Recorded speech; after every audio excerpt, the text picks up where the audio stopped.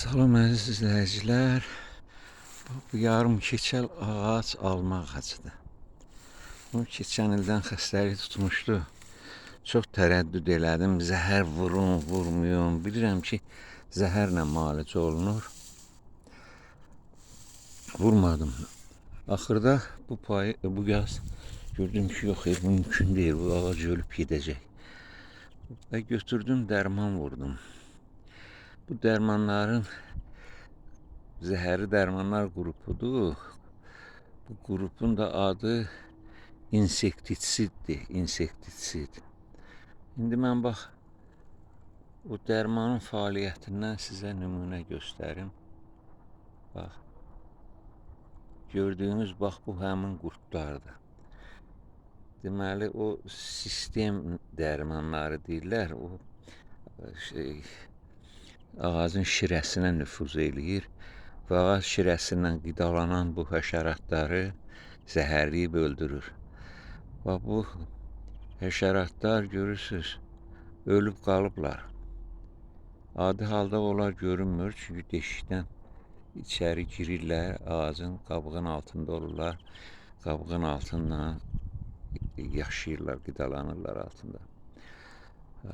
İndi mən buna dərman vurdum, çünki yaylıq almadı. Yaylıq alma özü də bircə dənədir, başqası yoxdur. Sevimli ağac idi, dedim qurumasın. Ona görə bu zəhəri vurdum. Yəqin ki, bu həşərat öləndən sonra ağac dirçələcək,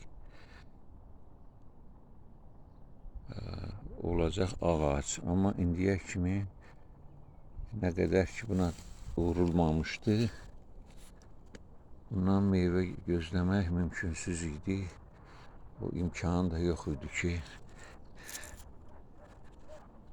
həm qurtlamayacaq bu ilki meyvəsi, qurtlamayacaq o dərmana görə. Həm də bu canındakı qurtlar məhv oldu da. Mümkün deyil də, elə zaman gəldi ki, zəhər vurmalıyıq, amma düzgün vurmaq lazımdır, qaydasına əməl eləmək. Həm insan gərək özünü də qorusun o zəhərlənmədən, ehtiyatla davransın. Həm də dozasından artıq vurmasın ki,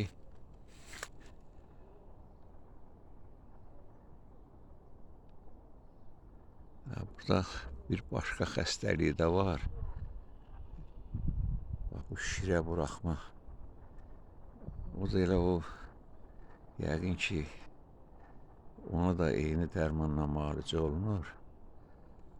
Nəsə yaddaşımda elə qalıbdı. Yəni, bu qurtları öldürən dərman, qurtlar öləndən sonra ağac özünü sağaldacaq.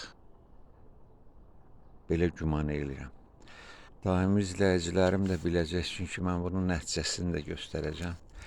Mənim kanalımın fərqli xüsusiyyəti odur ki, elə bir dəfə məsləhət verdim, keçdim deyil.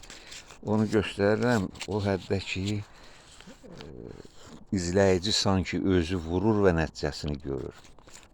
Bir metod kimi mən bu metodu seçmişəm ki, belə olsun. Çünki başqa kanallar da var, orada konkret məndən də yaxşı məsləhətlər verirlər. Amma o bir dəfəlikdə də baxdın,